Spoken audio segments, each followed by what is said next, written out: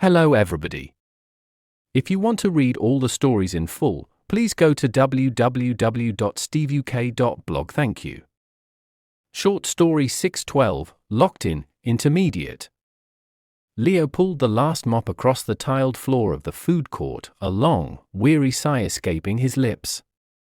It was 2 o'clock in the morning, and the massive shopping center was completely silent, a quiet giant of glass and steel. He worked the night shift as a cleaner, a job he usually didn't mind because of the solitude. The only sounds were the hum of the ventilation and the distant rumble of the city outside. He put his equipment away and headed for the staff exit on the lower ground floor. He slid his key card into the reader, but the green light didn't flash. He tried again.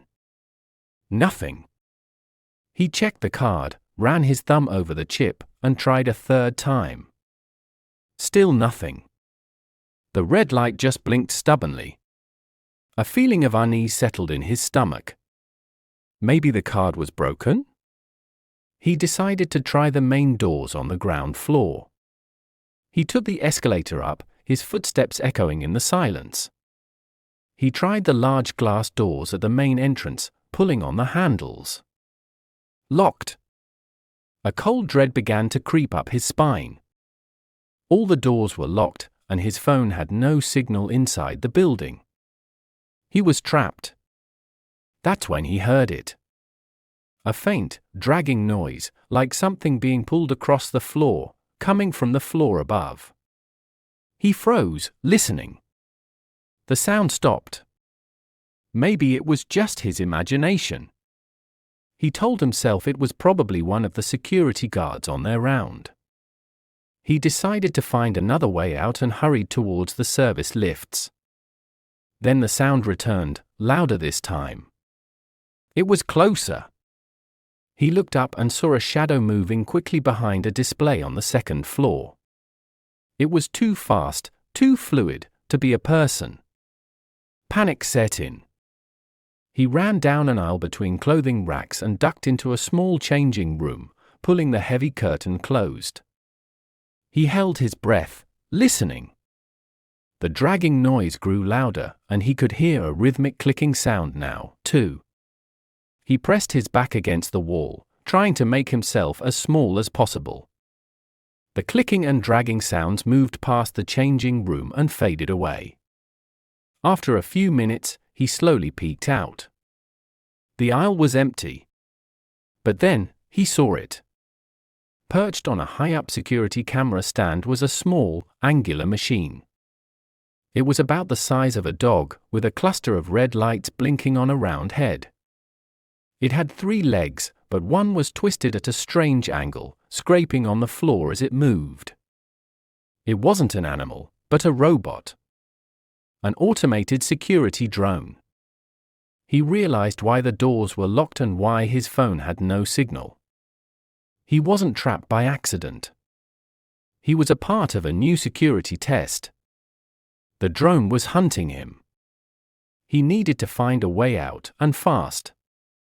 He spotted a set of emergency stairs. He knew they led to the basement car park.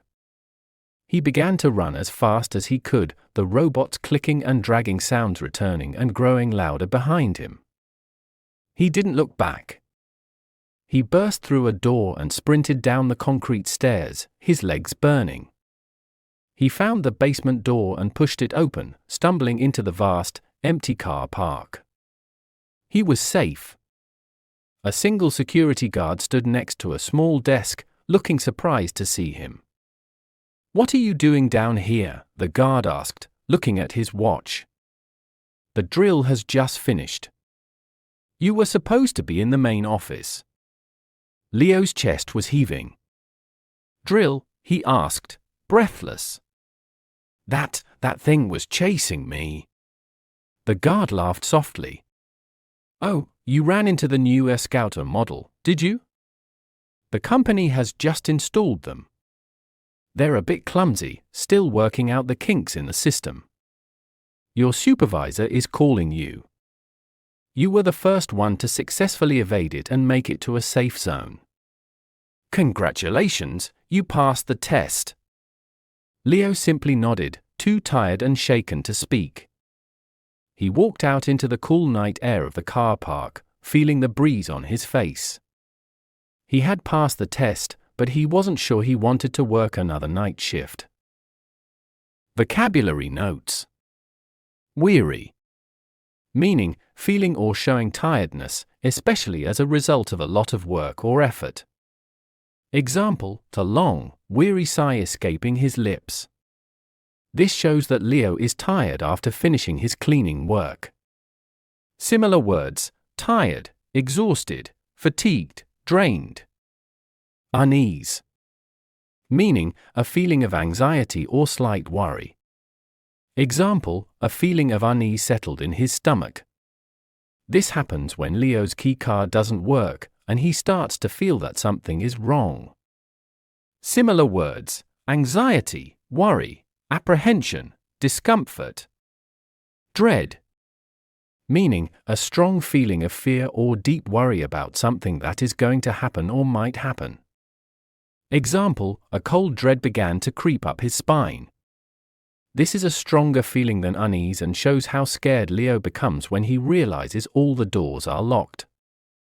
Similar words, terror, fear, horror, panic. Rhythmic. Meaning, happening with a regular pattern of sounds, movements, or events. Example, he could hear a rhythmic clicking sound now, too. This describes the repeating, regular sound the robot makes as it moves. Similar words, regular, steady, pulsing, recurring. Heaving. Meaning, the action of breathing heavily and with great effort, often after physical exertion. Example, Leo's chest was heaving. This shows that Leo has just finished running very fast, and his breathing is difficult and fast. Similar words, panting, gasping, puffing. Story written by Gemini Pro AI. Image created by Amagix AI. To read all the stories in full, please go to www.steveuk.blog. Thank you. CC Music, drifting at 432 Hz, unicorn heads. You know, great stories, especially the ones that get your heart pounding, they aren't just told, they're built. They are carefully engineered, piece by piece, to create that suspense that just glues you to the page. So how do they do it? Well, we're going to deconstruct a story and see how it works from the inside out. It's a classic question, right? And for good reason. It taps right into that primal, spooky feeling of an unseen presence, and it immediately puts you on edge. It's really the perfect hook to pull us right into the world of our story. So, our story kicks off with 3 simple facts. The time, 2 in the morning, when the entire world is asleep. The place, a totally silent, empty shopping center. And our guy, Leo, a night shift cleaner, all by himself. Or so he thinks. Look, every thriller needs a baseline, a sense of what's normal before all the chaos hits. For Leo, normal is being alone. The quiet hum of the building, the echo of his own mop, this is his world. The story sets up this calm for one reason, just so it can be completely shattered. So how do we get from that calm to total chaos? Well, most great stories actually follow a map, and this one's a classic, Freytag's Pyramid. Think of it like a 5-step blueprint for building tension. We're going to use it to track exactly how the suspense gets cranked up in Leo's story. And here it is, the first little crack in Leo's ordinary night. He finishes his shift, he goes to leave, and his keycard doesn't work. A simple glitch, right? Maybe. But this is the inciting incident, that tiny little event that traps him inside and kicks everything else into motion. And boom, you can feel that immediate effect. Pay attention to the word choice here. It's not panic, not yet. It's unease. It's a subtle internal shift. All of a sudden, the problem isn't just a busted keycard, it's a feeling, a little seed of worry that's starting to take root. And this is where the author really starts turning up the heat. Leo tries the main doors, they're locked. He grabs his phone, no signal. And just like that, the initial unease deepens into dread. And that's a much more powerful and terrifying emotion. See, he's not just inconvenienced anymore. He's truly, well and truly, trapped. Okay, so now that internal fear gets an external source. First, there's a sound that just doesn't belong. That weird dragging noise from upstairs. Then, a visual, a shadow that moves too fast to be human. Leo's dread now has a target. He is definitely not alone. And here we are at the very peak of that pyramid, the climax.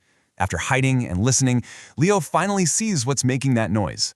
And it is nothing like what he expected. It's not a person. It's not an animal. It's a machine. But look at these details. That cluster of red lights is like a predator's eyes. And it's got one twisted, scraping leg, which gives it this unnatural, damaged, and totally relentless vibe. This is the moment that turns his fear into just pure panic. And that panic just explodes into action. The climax isn't just one single moment, it's this frantic sequence. You can see how fast it all happens here, from hearing that first sound, to hiding, to that final, desperate sprint for the emergency stairs. It's a heart-pounding chase for survival. So Leo bursts through the basement door, thinking he's safe, but he finds something else entirely, an explanation. This is what we call the falling action, where the tension finally breaks and the truth comes out. He stumbles into the parking garage, his chest heaving, and a security guard just calmly says this to him. That one word, drill, it changes everything. He wasn't being hunted for his life. He was being tested. And there it is, the big twist. The entire story just gets reframed in a split second. This wasn't a horror story. It was a high-stakes corporate security test. The drone was never a monster. It was a prototype. But for Leo, and for us, right, the fear was absolutely 100% real. So we've seen the structure, right? The skeleton of the story. But what was the engine that was driving our emotions second by second? Well, the answer is in the words themselves. Let's take a look at the actual vocabulary of fear. Let's rewind all the way to the beginning. Before any of the trouble starts, Leo isn't scared. He's just weary. It's a purely physical state, just exhaustion from a long night's work. That's our emotional starting point. Calm, relatable, and about to be broken. Then the key card fails, and we get that first emotional shift. Remember this word? Unease. This is such a critical jump from a physical feeling, weary, to a psychological one. It's just a slight worry, sure, but it's the very first step up the ladder of fear. And finally, when Leo realizes he's completely trapped, the feeling transforms again. Now dread starts to creep up his spine. And that's the peak, no longer just a little worry, but a strong fear of what's about to happen. In just a few lines, the author masterfully walked us up the staircase of emotion, from weary to unease, all the way up to dread. So when you put it all together, what have we really learned? What is the secret engine that powers a story like this one? It really all comes down to this powerful combination. You start with a solid blueprint, like that pyramid, to guide the action. You slowly escalate the stakes, step by step. You use very specific words to steer the reader's emotions exactly where you want them to go. And then you can land a powerful twist that changes the meaning of everything that came before. It's not magic, it's a craft. Understanding the blueprint doesn't ruin the magic at all. If anything, it reveals the artistry behind it. It shows how structure and language work together to create an experience you won't forget. So the only question left is, with these tools in your hand, what kind of story will you build?